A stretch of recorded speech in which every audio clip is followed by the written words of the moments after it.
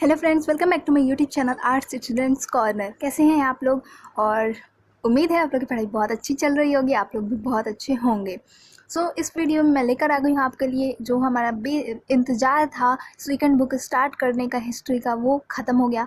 इस वीडियो में हम लोग स्टार्ट करेंगे क्लास 12 हिस्ट्री का सेकेंड बुक, उसका फर्स्ट चैप्टर जो कि है through the eyes of travellers perceptions of society. इसको हम लोग आज पढ़ेंगे, इसके बारे में जानेंगे कि आखिर ये चैप्टर कहना क्या चाहता है।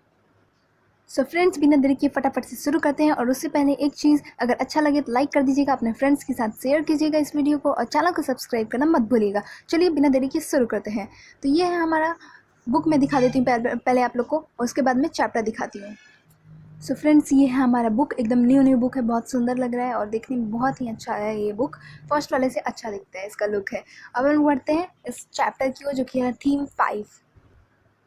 ये देख सकते हैं आप लोग, थीम 5 है through the eyes of travellers perceptions of society, और इसका टाइम पीरियड है 10th to 17th सेंचुरी। इसको हम लोग अभी फटाफट से पढ़ लेंगे और जानेंगे इस चैप्टर में है क्या। तो अब बिना देरी की अब इसको फटाफट से शुरू कर ही देते हैं। तो यहाँ पे दिया हुआ है through the eyes of travellers. इसका मतलब होता है यात्रियों के नज़रिए। थ्रू द आइज ऑफ मतलब नज़रों के जरिए, यानी कि नज़रिए, तो यात्रियों के नज़रिए। परसेप्शंस ऑफ सोसाइटी, परसेप्शंस मतलब होता है अवधारणा या उनकी समझ। किसकी समझ? यात्रियों की। तो परसेप्शंस ऑफ सोसाइटी यानी कि समाज में उनकी समझ, समाज के बारे में उनकी अवधारणा। और इसका टाइम पीरियड है लगभग 10वीं से 17वीं सदी तक। तो अब हम लोग सदी में एंटर कर चुके हैं। पहले हम लोग ईसवी और ईसा पूर्व ये सब पढ़ते थे, अब हम लोग सदी में पढ़ेंगे। इसको बिना देरी की शुरू करते हैं, पढ़ते हैं। इसमें दिया क्या हुआ है, इसका हिंदी समझते हैं, इस पैराग्राफ को समझते हैं। और आपको मतलब हेडिंग से तो समझ आ गया होगा, मतलब दूर दूर इलाकों से हमारे यहाँ जो भी यात्री आते थे, उन्होंने अपने टेक्स्ट में कुछ हमारे यहाँ कुछ अलग देखा, कुछ विशेष देखा या कुछ ऐसा देखा जो उनको पसंद नहीं आया, तो उन्होंने अपने टेक्स्ट में मेंशन कर दिया, और उसी से हमें पता चलता है कि उस टाइम पे कैसा था। तो वही हम लोग पढ़ेंगे कि यात्रियों के क्या नज़रिए थे हमारी सोसाइटी को लेके। इसको फटाफट से अब शुरू करते हैं।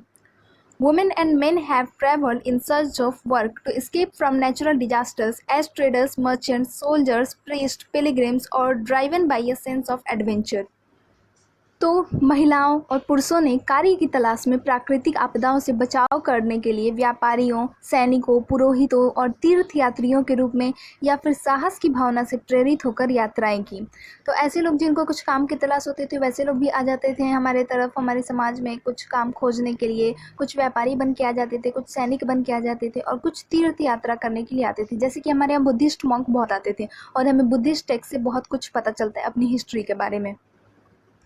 Those who visit or come to stay in a new land invariably encounter a world that is different in terms of the landscape or physical environment as well as customs, languages, beliefs and practices of people. वे जो किसी नए स्थान पर आते हैं अथवा बस जाते हैं, निश्चित रूप से एक ऐसी दुनिया को समक्ष पाते हैं जो भौदृश्य या भौतिक परिवेश के संदर्भ में और साथ ही लोगों की प्रथाओं, भाषाओं, आस्था तथा व्यवहार में भिन्न होती हैं। मान लीजिए कि कहीं से कोई पहाड़ी इलाके से कोई प्लेन इलाके में आया, तो वहाँ से उसका जियोग्राफिकल रीजन, एरिया जो भी है, भौगोलिक क्षेत्र, वो सब अलग होता है। उन लोगों को पहाड़ पे रहने की आदत है, अब वो आ गए हैं तो कुछ समतल ज़मीन पे। और साथ ही साथ सोसाइटी के में भी चेंजेस होते हैं, जैसे कि कुछ वहाँ के लोग कुछ अलग भाषा बोलते हैं, यहाँ के लोग कुछ अलग भाषा बोलते हैं, यहाँ का रहन सहन अलग है, खान पान अलग है, और वहाँ का रहन सहन कुछ अलग था, खान पान अलग था।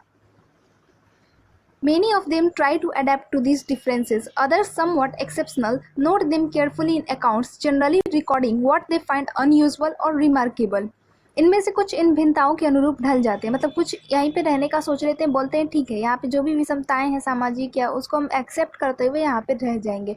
और अन्य जो कुछ हद तक विशिष्ट होते थे, कुछ रेयर किस्म के जो इंसान होते थे, इन्हें ध्यानपूर्वक अपने वृत्तांतों में लिख लेते थे, जिनमें असामान्य तथा उल्लेखनीय बातों को अधिक महत्व दिया जाता था। मतलब उनको कुछ अजीब लगा, कुछ उनको अच्छा नहीं लगा, तो वो अपने टेक्स्ट में लिख देते, या कुछ बहुत ज़्यादा अच्छा लगा, कुछ बहुत एकदम यूनिक था, तो वो भी अपने टेक्स्ट में वो लोग लिख देते थे। Unfortunately, we have practically no accounts of travel left by women, though we know that they traveled.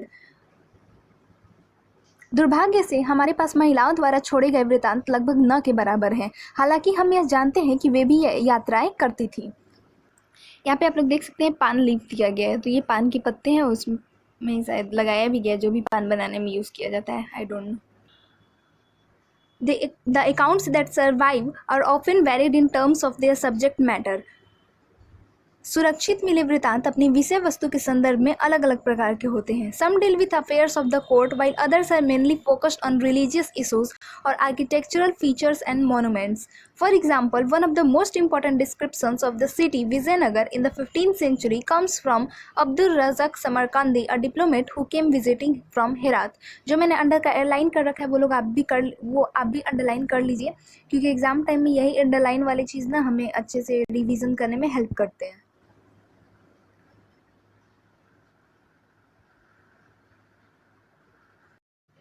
तो उनमें से कुछ दरबार से संबंधित होते हैं, दरबार की गतिविधियों से संबंधित होते हैं, जबकि अन्य धार्मिक विषयों या स्थापत्य के तत्वों और स्मारकों पर केंद्रित होते हैं. तो फॉर एग्जांपल, उदाहरण के लिए 15वीं शताब्दी में विजयनगर शहर, जिसको कि हम लोग चैप्टर 7 में पढ़ेंगे, कि सबसे महत्वपूर्ण विवरणों में से एक हेरात से आए एक राजनयिक अब्दुल रज़ाक समरकंदी से प्राप्त होता है. तो ये 1 मार्क्स क्वेश्चन में आ सकता है कि किससे हमें विजयनगर के बारे में जानने को मिला. तो अब्दुल रज़ाक समरकंदी, तो इसको आप लोग अंडरलाइन कर लीजिएगा जैसे कि मैंने कर रखा है. बढ़ते हैं आगे नेक्स्ट पैरा की तरफ. In a few cases, travelers did not go to distant land. For example, in the Mughal Empire, administrators sometimes traveled within the empire and recorded their observations. कई बार यात्री सुदूर क्षेत्रों में नहीं जाते थे.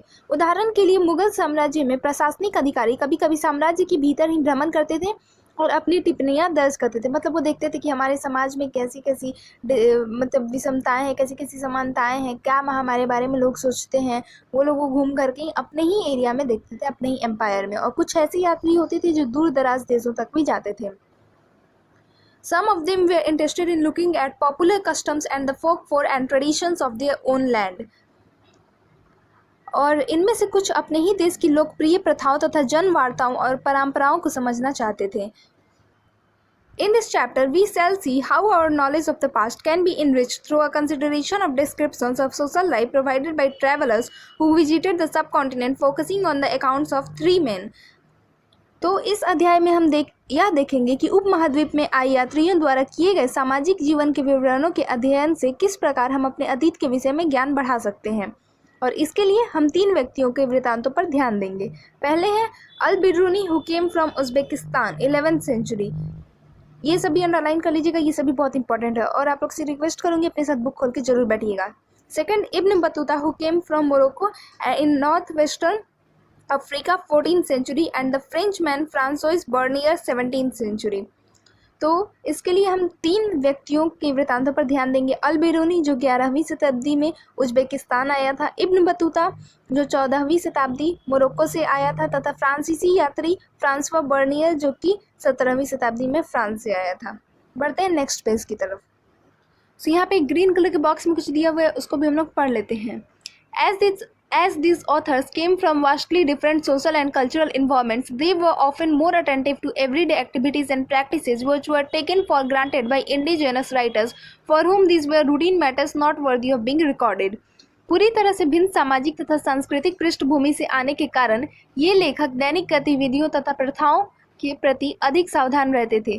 देशज लेखकों के लिए ये सभी विषय सामान्य थे जो वृत्तांतों में दर्ज करने के योग्य नहीं थे. It is this difference in perspective that makes the account of travelers interesting. Who did these travelers write for? As we will see, the answers vary from one instance to the next. नज़रिए में यही भिन्नता ही यात्रा वृत्तांतों को अधिक रोचक बनाती है. ये यात्री किसके लिए लिखते थे? और जैसा कि हम देखेंगे इस प्रश्न का उत्तर अलग अलग दृष्टांतों में अलग अलग था. तो चलिए बढ़ते हैं हम अपने फर्स्ट टॉपिक की ओर, जो कि है अल-बिरूनी एंड द किताबुल हिंद, यानी कि अल-बिरूनी तथा किताबुल हिंद. ये किताबुल हिंद अल-बिरूनी ने ही लिखा था. अब यहाँ पे इस पैरा में हम लोग अल-बिरूनी के बारे में जानेंगे कि वो कौन था, कब उसका जन्म हुआ था, ऐसा कुछ और उसको इंडिया के प्रति कब उसको थोड़ा मतलब जानने के लिए इच्छा प्रकट हुई उसके अंदर कि हाँ मुझे इसके बारे में जानना है. तो पढ़ लेते हैं अब इसको. इसका फर्स्ट सब टॉपिक है from Khwarizm to the Punjab, यानी कि ख्वारिज्म से पंजाब तक. Al-Biruni was born in 973 in Khwarizm in present day Uzbekistan. Al-Biruni का जन्म आधुनिक उज़्बेकिस्तान में स्थित ख्वारिज्म में सन 973 में हुआ था. Khwarizm was an important center of learning and Al-Biruni received the best education available at the time. Khwarezm शिक्षा का एक महत्वपूर्ण केंद्र था और अल-बिरूनी ने उस समय उपलब्ध सबसे अच्छी शिक्षा प्राप्त की थी. He was well versed in several languages: Syriac, Arabic, Persian, Hebrew and Sanskrit. और अल बिरूनी वह कई भाषाओं का ज्ञाता था, जिसमें सीरियाई, फारसी, हिब्रू तथा संस्कृत शामिल है। Although he did not know Greek, he was familiar with the works of Plato and other Greek philosophers, having read them in Arabic translations. हालांकि वह यूनानी भाषा का जानकार नहीं था, पर फिर भी वह प्लेटो तथा अन्य यूनानी दार्शनिकों के कार्यों से पूरी तरह परिचित था, जिन्हें उसने अरबी अनुवादों के माध्यम से पढ़ा था। In 1017, when Sultan Mahmud invaded Khwarezm, he took several scholars and poets back to his capital Ghazni. Al-Biruni was one of them. सन 1017 ईस्वी में ख्वारिज्म पर आक्रमण के पश्चात सुल्तान महमूद यहाँ के कई विद्वानों तथा कवियों को अपने साथ अपनी राजधानी गजनी ले गया। अल-बिरूनी भी उनमें से एक था। He arrived in Ghazni as a hostage but gradually developed a liking for the city, where he spent the rest of his life until his death at the age of 70. वह बंधक के रूप में गजनी आया था, पर धीरे धीरे उसे यह शहर पसंद आने लगा और 70 वर्ष की आयु में अपनी मृत्यु तक उसने अपना बाकी का जीवन यहीं बिताया। It was in Ghazni that Al-Biruni developed an interest in India. Ghazni में ही अल-बिरूनी की भारत के प्रति रुचि विकसित हुई। This was not unusual. यह कोई असामान्य बात नहीं थी। Sanskrit works on astronomy, mathematics and medicine had been translated into Arabic from 8th century onwards. 8वीं शताब्दी से ही संस्कृत में रचित खगोल विज्ञान, गणित और चिकित्सा संबंधी कार्यों का अरबी भाषा में अनुवाद होने लगा था। When the Punjab became a part of the Ghaznavid Empire, contacts with the local population helped create an environment of mutual trust and understanding. जब पंजाब के गजनवी साम्राज्य का हिस्सा बन जाने के बाद स्थानीय लोगों से हुए संपर्कों ने आपसी विश्वास और समझ का वातावरण बनाने में मदद की। Al-Biruni spent years in the company of Brahman priests and scholars, learning Sanskrit and studying religious and philosophical texts. अल-बिरूनी ने ब्राह्मण पुरोहितों तथा विद्वानों के साथ कई वर्ष बिताए और संस्कृत, धर्म तथा दर्शन का ज्ञान प्राप्त किया। While his itinerary is not clear, it is likely that he traveled widely in the Punjab and parts of the northern India. हालांकि उसका यात्रा कार्यक्रम स्पष्ट नहीं है, फिर भी प्रतीत होता है कि उसने पंजाब और उत्तर भारत के कई हिस्सों की यात्रा की थी। Travel literature was already an accepted part of the Arabic literature by the time he wrote. उसके लिखने के समय यात्रा वृत्तांत अरबी साहित्य का एक मान्य हिस्सा बन चुके थे। This literature dealt with lands as far as apart as the Sahara Desert in the west to the river Volga in the north. ये वृत्तांत पश्चिम में सहारा रेगिस्तान से लेकर उत्तर में वोल्गा नदी तक फैले क्षेत्रों से संबंधित हैं। So while few people in India would have read Al-Biruni before 1500, many others outside India may have done so. इसीलिए हालांकि 1500 ईस्वी से पहले भारत में अल-बिरूनी को कुछ ही लोगों ने पढ़ा होगा, भारत से बाहर कई अन्य लोग संभवतः ऐसा कर चुके थे। अब बढ़ते हैं सेकंड सब टॉपिक की ओर, एंड अब इसको पढ़ लेते हैं। सेकंड सब टॉपिक द किताबुल हिंद, यानी कि Kitabul Hind. Al-Biruni's Kitabul Hind written in Arabic simple and lucid is simple and lucid. अरबी में लिखी गई अल-बिरूनी की कृति किताबुल हिंद की भाषा सरल और स्पष्ट है। It is a voluminous text divided into 80 chapters on subjects such as religion and philosophy, festivals, astronomy, alchemy, manners and customs, social life, weights and measures, iconography, laws and metrology. यह एक विस्तृत ग्रंथ है जो धर्म और दर्शन, त्योहारों, खगोल विज्ञान, कीमिया, रीति रिवाजों तथा प्रथाओं, सामाजिक जीवन, भार तौल तथा मापन विधियों, मूर्ति कला, कानून, माप तंत्र, विज्ञान आदि विषयों के आधार पर 80 अध्यायों में विभाजित है। Generally, though not always, Al-Biruni adopted a distinctive structure in each chapter, beginning with a question, following this up with a description based on Sanskritic traditions, and concluding with a comparison with other cultures. सामान्यतः, हालांकि हमेशा नहीं, अल-बिरूनी ने प्रत्येक अध्याय में एक विशिष्ट शैली का प्रयोग किया, जिसमें आरंभ में एक प्रश्न होता था, फिर संस्कृतवादी परंपराओं पर आधारित वर्णन और अंत में अन्य संस्कृतियों के साथ एक तुलना।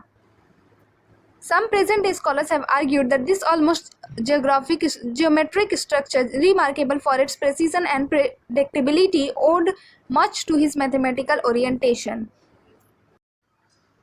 तो आज के कुछ विद्वानों का तर्क है कि इस लगभग ज्यामितीय संरचना, जो अपनी स्पष्टता तथा पूर्वानुमेयता के उल्लेखनीय है, का एक मुख्य कारण अल-बिरूनी का गणित की ओर झुकाव था। Al-Biruni, who wrote in Arabic, probably intended his work for peoples living along the frontiers of the subcontinent. Al-Biruni, जिसने लेखन में भी अरबी भाषा का प्रयोग किया था, ने संभवतः अपनी कृतियां उपमहाद्वीप के सीमांत क्षेत्रों में रहने वाले लोगों के लिए लिखी थी.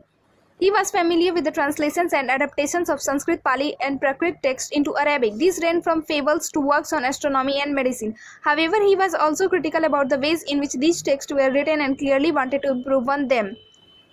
वह संस्कृत, पाली तथा प्राकृत ग्रंथों के अरबी भाषा में अनुवादों तथा रूपांतरणों से परिचित था. इनमें दंत कथाओं से लेकर खगोल विज्ञान और चिकित्सा संबंधी कृतियां सभी शामिल थी.